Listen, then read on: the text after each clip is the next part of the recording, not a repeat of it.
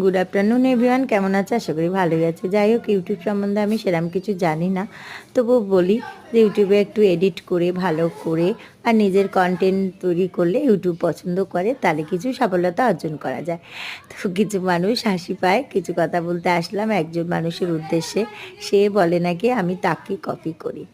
তো তাকে আমি কপি করি, সারা লাইফ সে আমাকে কপি করে গেল, আমার থেকে শিখলো ইনস্টাগ্রাম করা, আমার থেকে ফেসবুকে কিভাবে সব কিছু আপডেট দিতে হয়, কিভাবে ফেসবুকে কাজ করা যায়, ইউটিউবে, যাই হোক।